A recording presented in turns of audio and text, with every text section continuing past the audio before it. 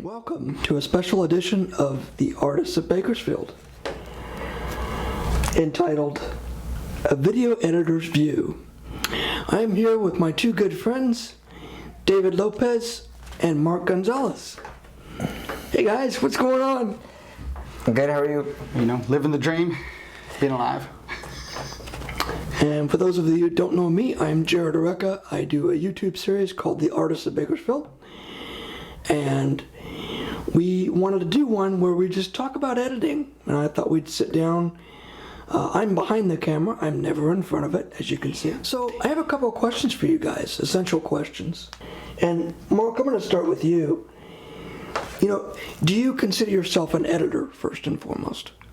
Yes, I edit films, I edit pictures, photos, videos. There's usually not a time where I'm not trying to reach for my camera and then simultaneously thinking, oh, what could I do with this? How could I either adjust it just to make it match what I see? Because on a very basic level, the camera doesn't all the way accurately capture the colors, the vibrancies. It doesn't really get the entire world as like I saw it. So I want to try to make it match and look like things from my perspective. And then at the same time, what fun could I have with it? You know, usually just yesterday I took my family to the beach and I'm taking photos.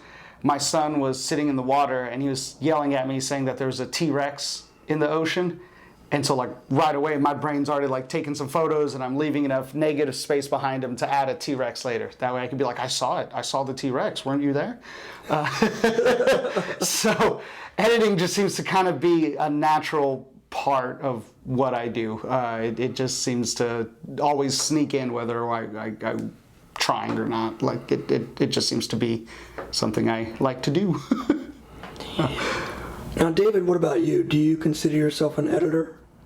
Yeah, I do. I, like Mark, kind of look at it and just go, how can I fix it? How can I put this together, right? On whatever you're shooting, and you always try to find in each project like what are we trying to say and how are we going to put it together to give you that message, with a little bit of flair, with a little bit of, you know, what you're actually looking at with your eyes, because the camera doesn't always show you everything, so you want to, in the end, you want to portray that. So, well, that's a great answer as far as answers go. Now, me, do I consider myself an editor? Yes, I do. I love editing. I see editing in everything. It's in life. There are things in our lives we wish we could edit out. I think everybody has those moments where, really wish I wouldn't have said that or done that or what have you. So editing is great. Editing is in video, it's in writing, in music, in Photoshop, right, David? David's actually an expert in Photoshop in spite of what he might tell you. Yeah, I just enjoy the part of it, of editing and just putting something together, and in particular if you're trying to help somebody out, you know, and they either can't do it or want to be able to learn, but you're also manipulating and trying to get their message across, whatever they want it to be. So it's fun. I enjoy it. You know, it's give me a way to make a living, you know. So it's been good. That's great. That's awesome. Mark, and this is what gave me the idea for this particular episode, An Editor's View. You mentioned in your interview that you have been editing since you were a child. Can you tell us more about that?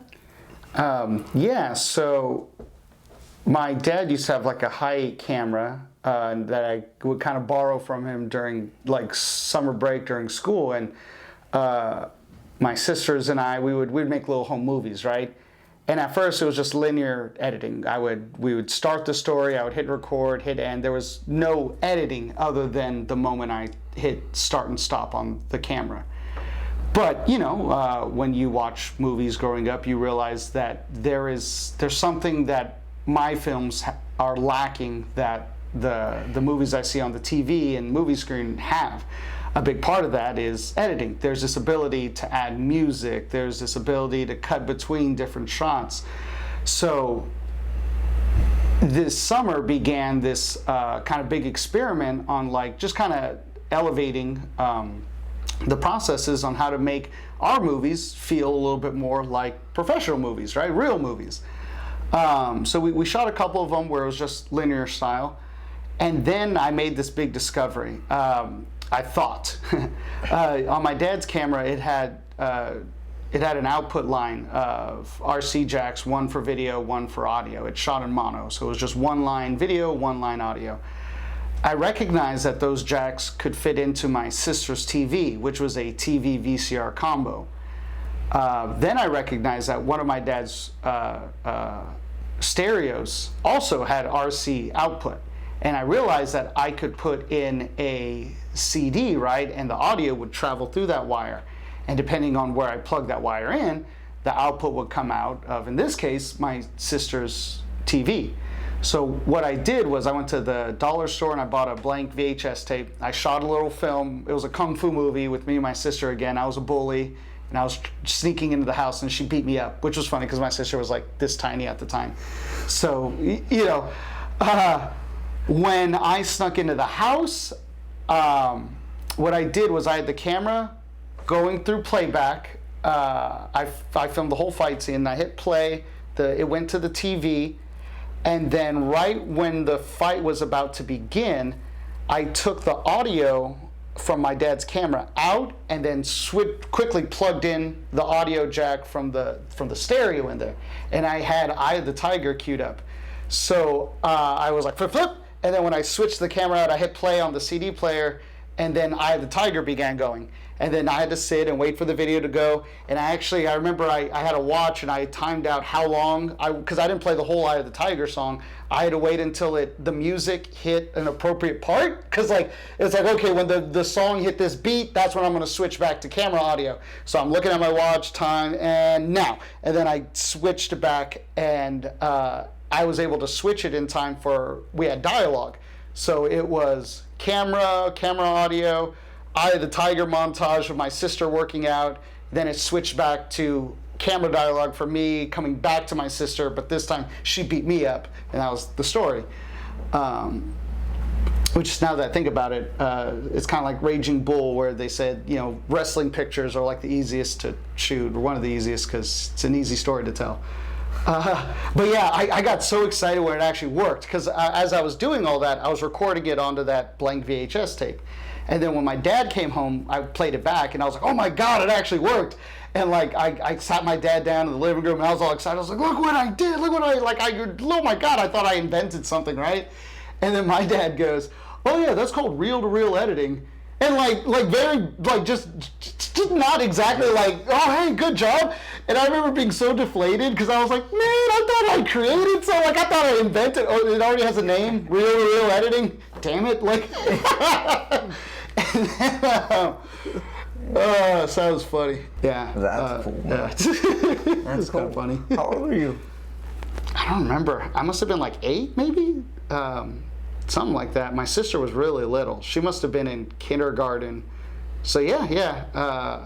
I must have been like 8 years old or something. Yeah. Wow. So she was like Yoda and she beat you? Yeah. She was funny. That's cool, man. Like, I remember making this multi-tracked. They used to have Macromedia, the Dreamweaver. It was Dreamweaver, and the one before Dreamweaver, they had the little. You could do multicast with frames and animation, and I made one of an artist, which had like music, and then you would click on it, and it would do an animation. And then you could jump. It was like a DVD, but you would create it yourself, like every single element. Yeah. So the moving part, the visuals, the audio, and everything like that. And so it was one of the first ones that I ever made and created, and it was one of those things that you're like, oh, I can make something from this. Like I could actually. I remember my professor telling me, you could make a good living out of this, and I was like, I was just tinkering around and kind of playing around, and for a second it was just kind of like, wow, I could actually make a good living out of just tinkering and having fun. That was like the best part. Yeah. Like I could have fun and get paid for it. I Yeah. mean, there's nothing else that you can do for me. Yeah, that's an awesome feeling to get. Like I've had that fortunately a few times where I remember one time walking away from a project and where I just gotten paid and all that, and I began reflecting on that. Like, man, I remember because it was something that I was doing when I was a kid, when I was just tinkering, and then all these years later it popped up again.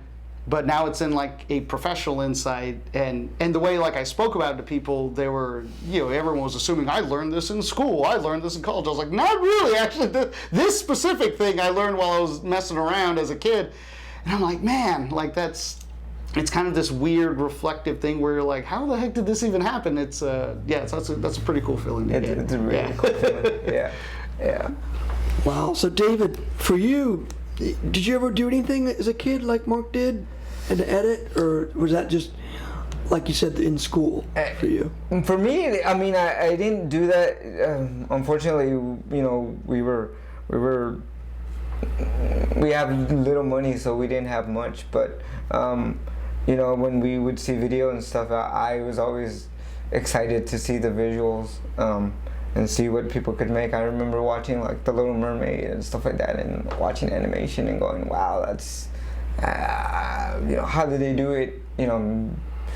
How did this world come about? And it was just one of those weird things that it kind of catch your attention. And then years later, you see James Cameron and do Terminator, and you're just like, holy moly. Like, I remember that specific scene in T2 when he's going through the bars, and he walks through and he kind of melts, and then the gun comes through, but he can't because the gun's he can't do that. And so that was one of those things that you just kind of remember as a kid, and you want to get into the industry and see what you can do and stuff like that. But yeah, those were my first kind of moments, and then I got to school and they said, hey, there's a classroom for that, and I was like, cool, let's take it and see where it goes. And that's how it goes. But originally I started as a computer science major. I was actually going to program computers for a living, and I wasn't great at it, but I wanted to stay in the same kind of realm, and so my professor suggested that I should do film and videography or something like that, and it just kind of stuck ever since then. So it's funny you mentioned like as a kid the things you would watch. I remember my dad had an old recorded tape from like the making of Empire Strikes Back and like the making of Star Wars, like a little documentary that they aired on TV, and I watched that more than I watched the movie.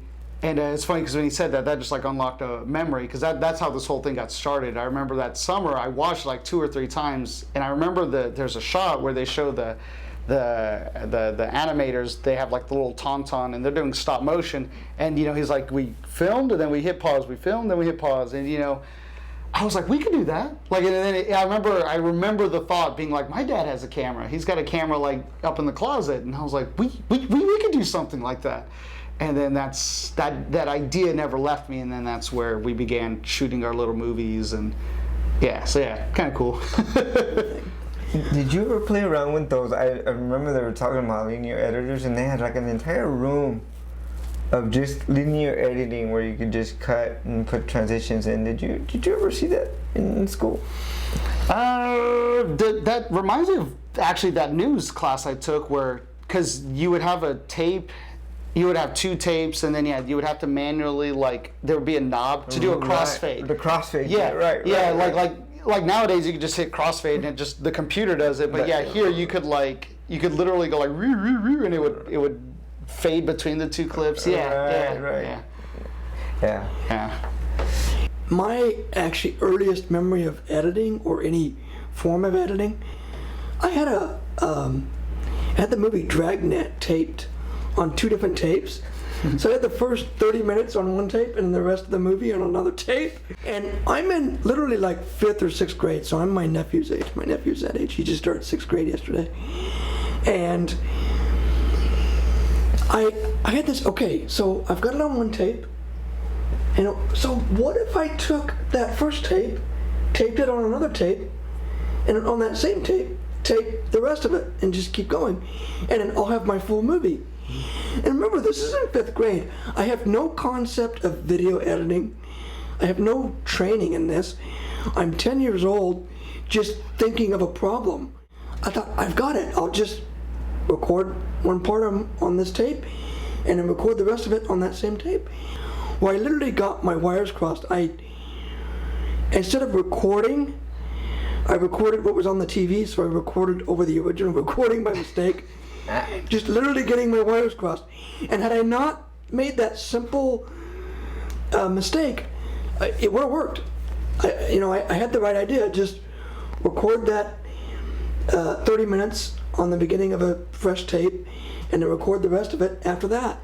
And it was perfect because the two parts, the first part would go to commercial, and then I could just start on the other commercial and then go into the rest of the movie, and it would have been perfect.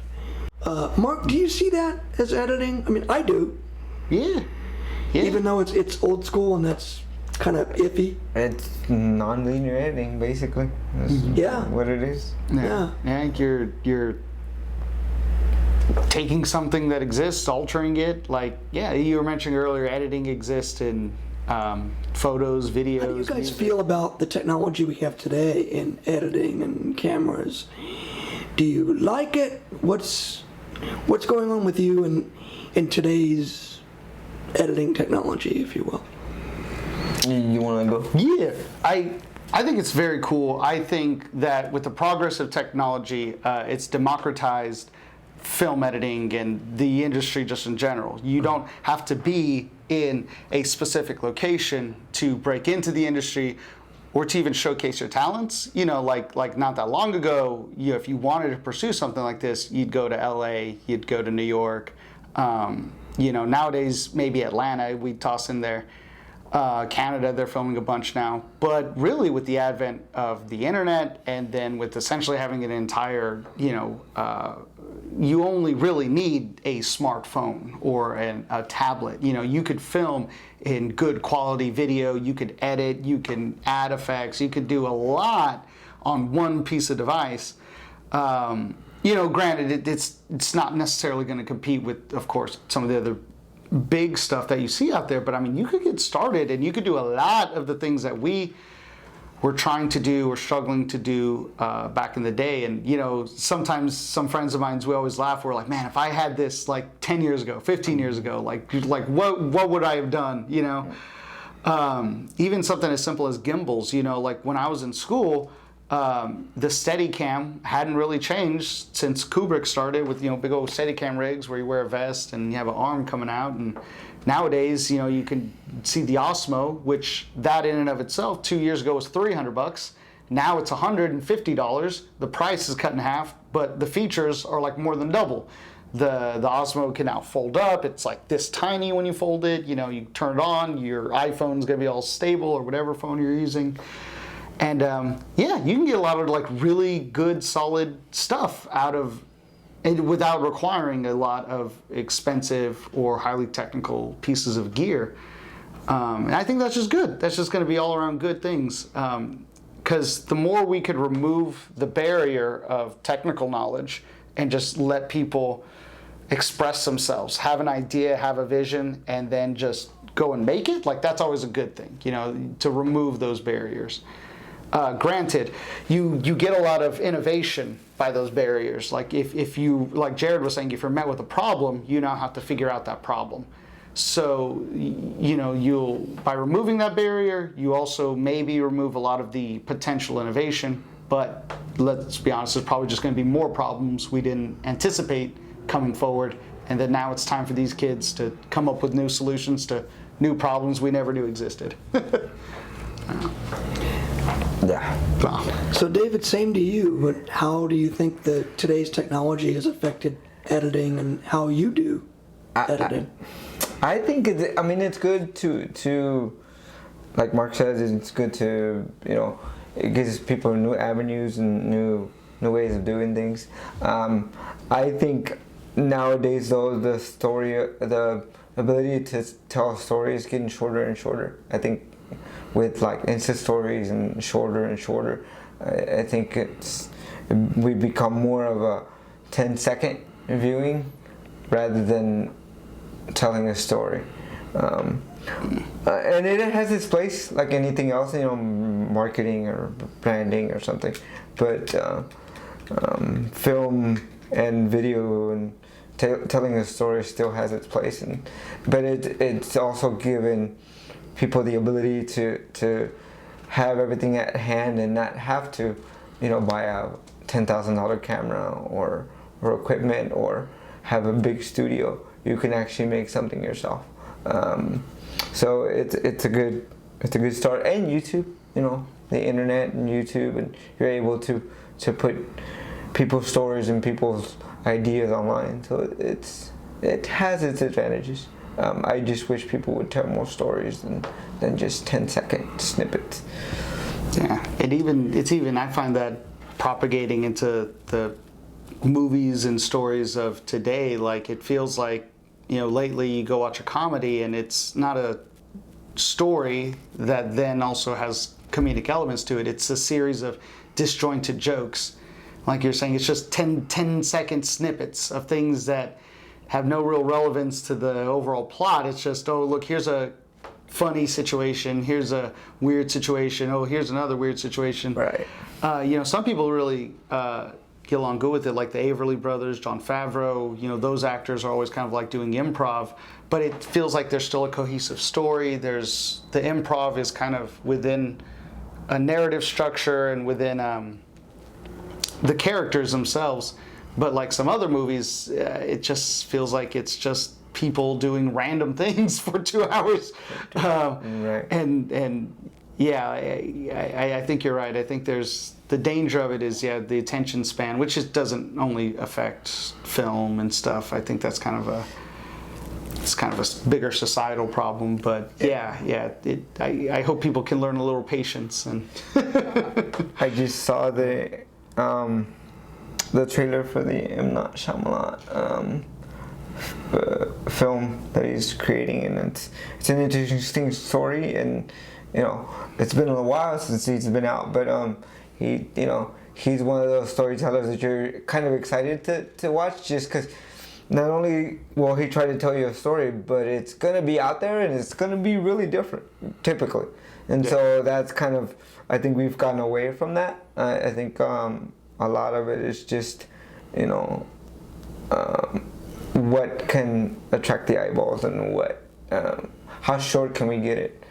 There's the epics out there like Marvel and stuff like that, but again, it's there's very few and far between, and that's kind of where we're getting to. But it's still good. Everything has its place. It's just hopefully we can get to that point where it's more of a cinematic rather than just small. And I like how you put that. It's exciting to see what he's going to do and that he's out there. I feel like the other thing I see is people are falling into this trap of almost like we have to be perfect all the time, or the movie has to be hitting on all cylinders all the time. But more importantly, it feels like there are certain opinions that kind of get pushed forward, and then those opinions are not necessarily the only ones that matter, but they're the ones that everyone kind of just default falls in line to.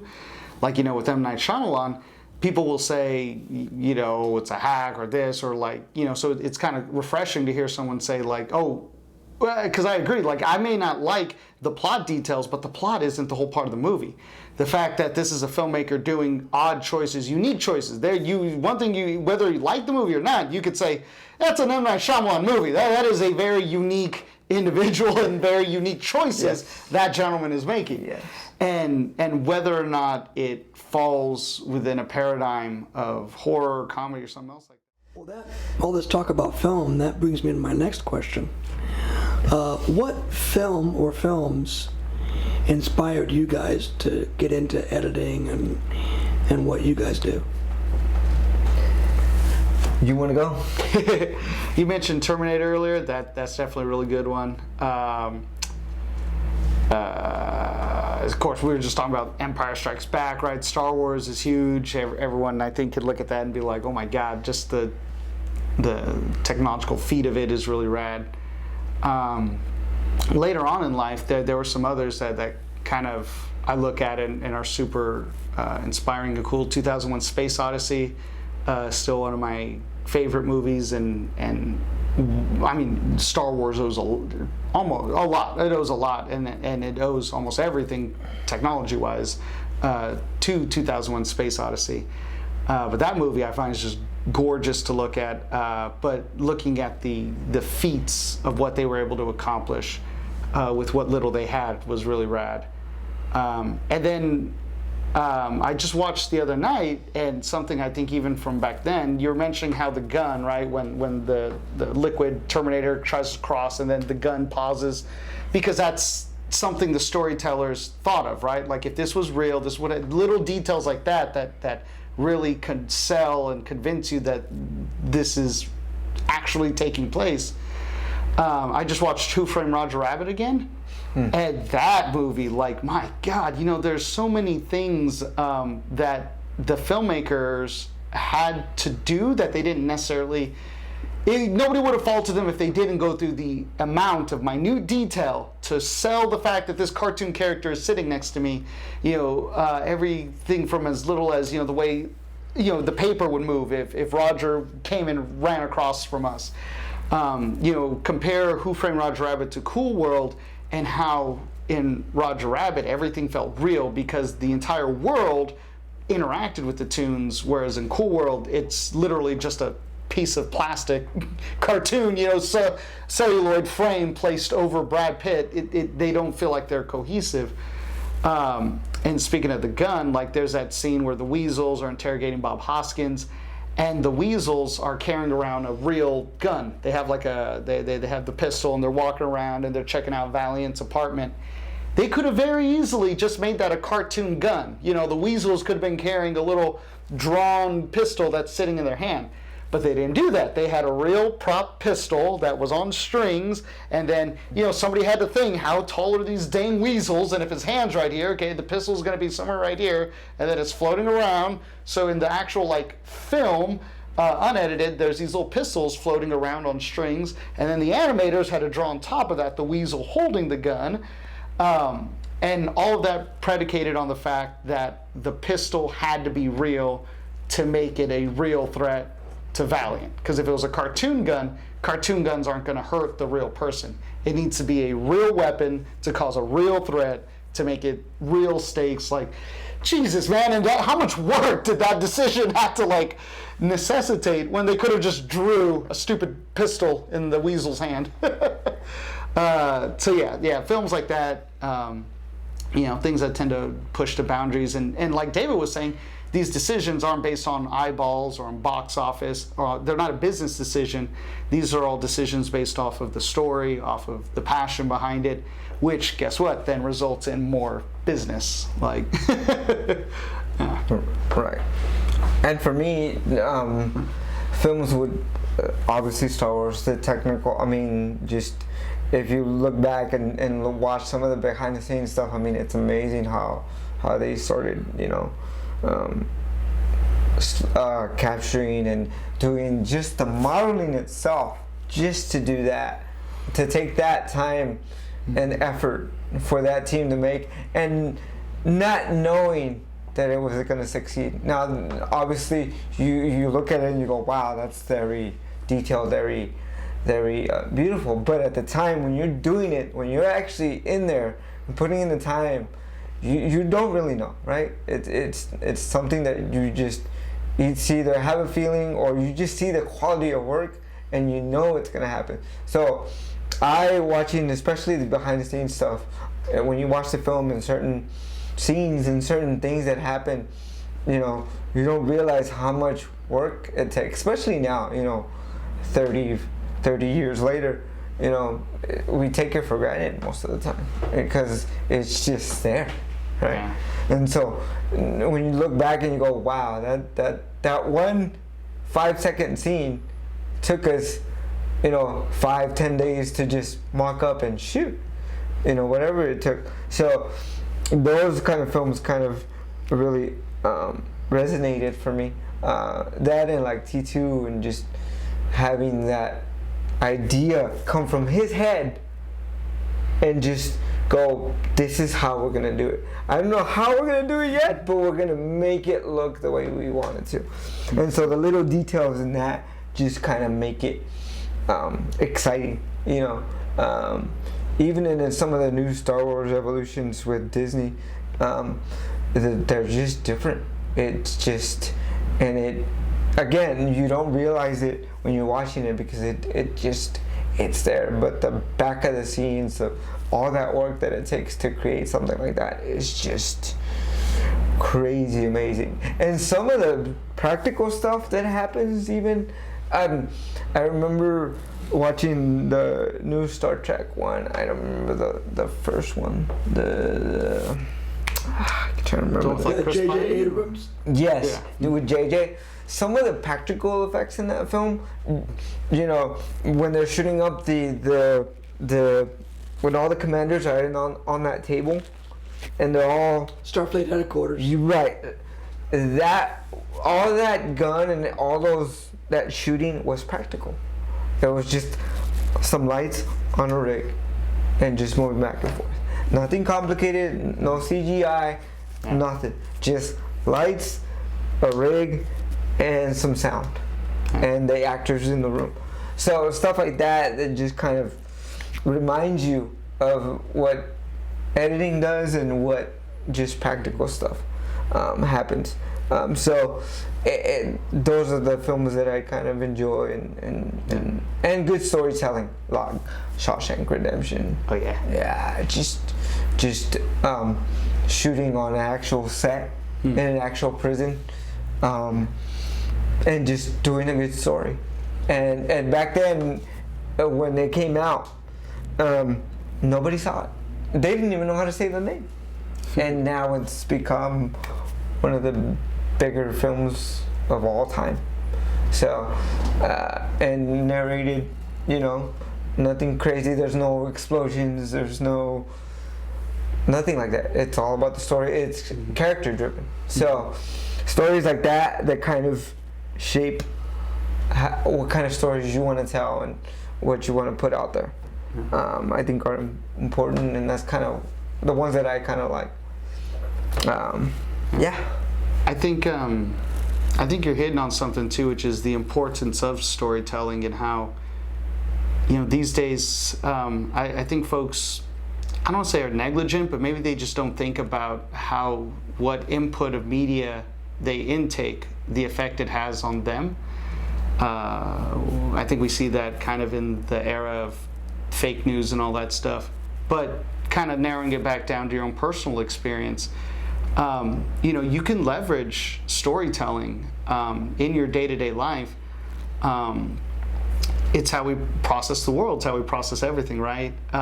What it makes me think of is, so I have two little ones. They're my younger sisters, but it's more of a daddy-daughter relationship than brother and sister. It's 22 age gap. And between the youngest two, one is a teenager. She just turned 13, and the other one is still a little girl. And you know, the youngest one still wants to play with toys and Barbies and whatnot, and the older one is becoming a young woman, right? So even though there's not that big of an age gap, the cultural difference is starting to widen, right? And I remember one day I saw the younger one feeling sad because the older one was no longer wanting to play, right? Like they were kind of distancing themselves. Now, I'm still very fortunate at the moment where they still kind of like to engage with me and whatnot. And I'd gotten inspired by the resurgence of Dungeons and Dragons, right? It seems like everyone wants to play it these days. And everybody's into fantasy stuff. And everybody's into sci-fi and all that jazz. So I built a game map and I surrounded it by that real world problem. So the entire story I concocted came down to one decision. In the story, the girls find themselves in a dungeon. I had to make their characters. The youngest one was like a little halfling pirate, and then the other one was like a fairy princess, something like this. But anyways, they found themselves in a dungeon. They were fighting monsters and whatnot, and then it all led up to the big decision, right? Every other piece of plot and element didn't necessarily matter as much as the final, and it wasn't even the final, it was in the middle decision, which was the oldest finds herself opening a door, and there's more treasure and gold that she's ever seen in her entire life. On this side of the hallway is literal fortune.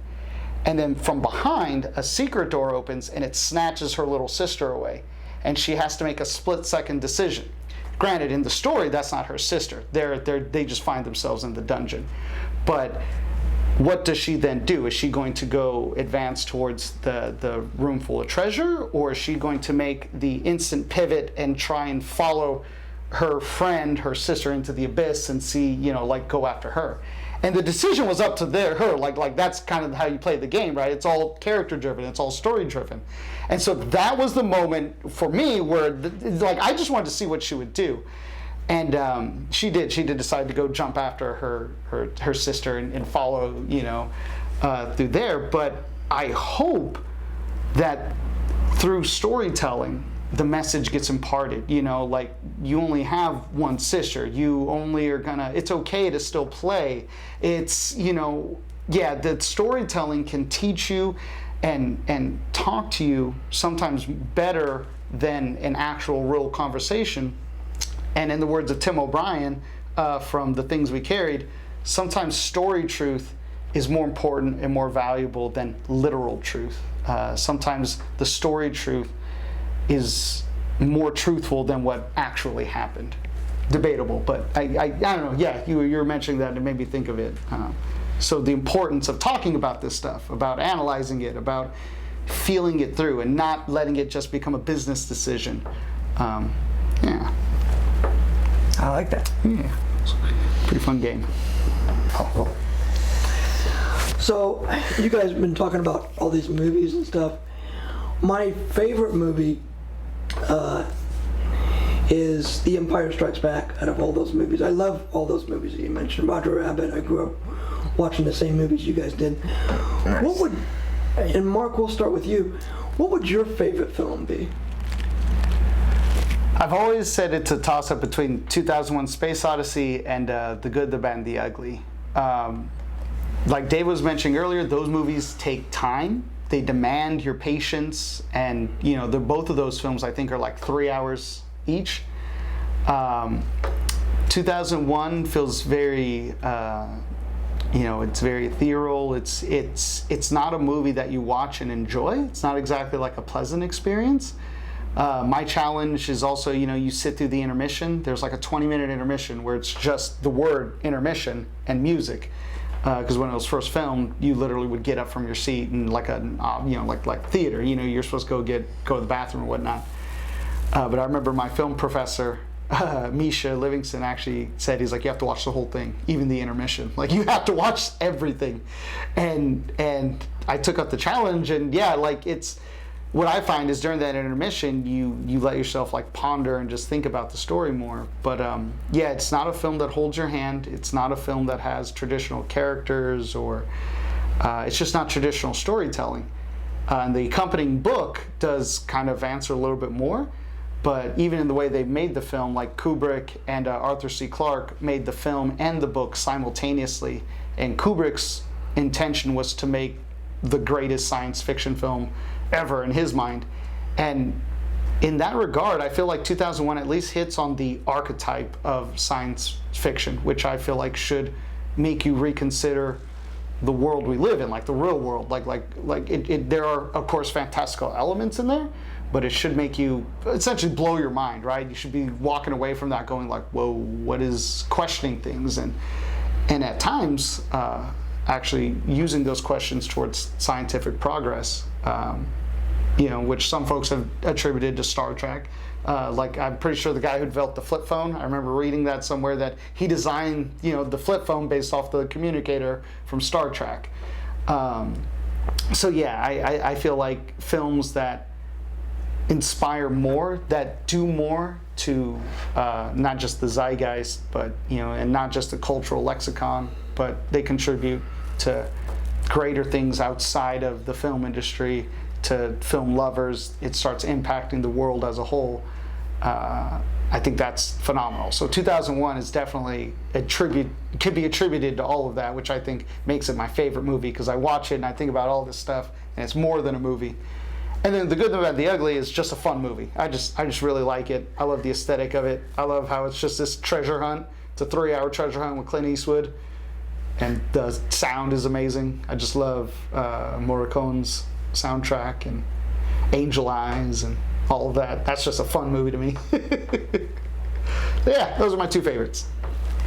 Awesome. David, what about you? What's your favorite film? I know, right? Didn't it feel hard? It's like, how do you pick? What's my favorite today? Oh gosh. That's a hard question to answer. You know, when I was in film class, the one that probably changed my, and again, I go back to, we're used to it already. So many years now that we're just kind of used to it. But Citizen Kane is probably one of the ones that kind of helped me kind of dig deeper into film.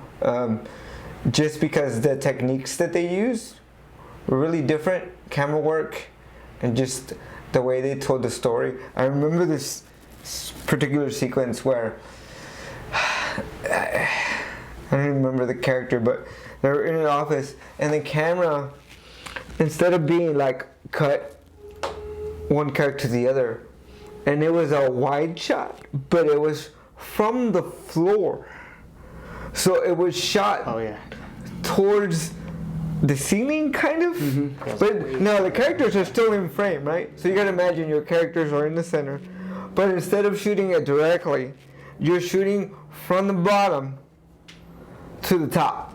Now, again, they're still in frame, and it was one of those things that nowadays, one, you rarely see it.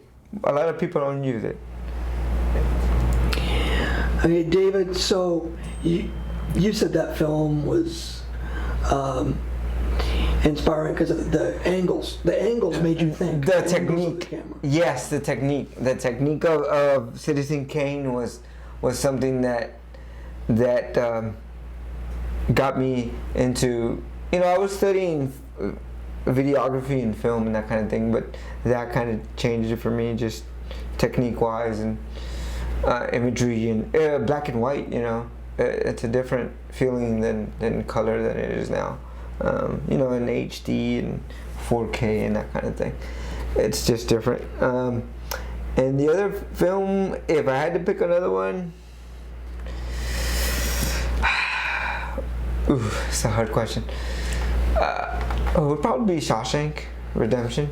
I just I like it, and I know this is probably going to be odd, but I like it because at the time when it came out, again, it was not received properly.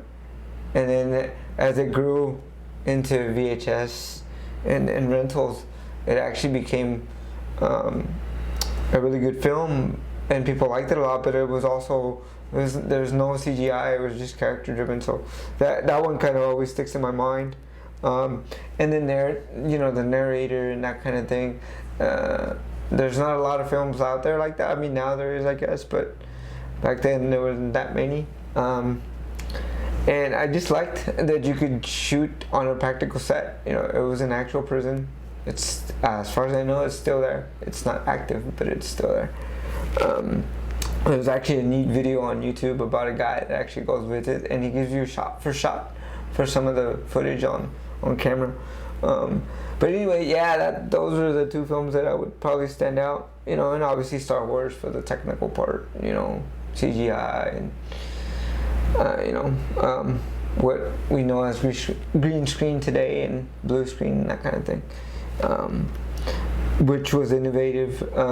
But I think storytelling, for me now, is more important than the visuals.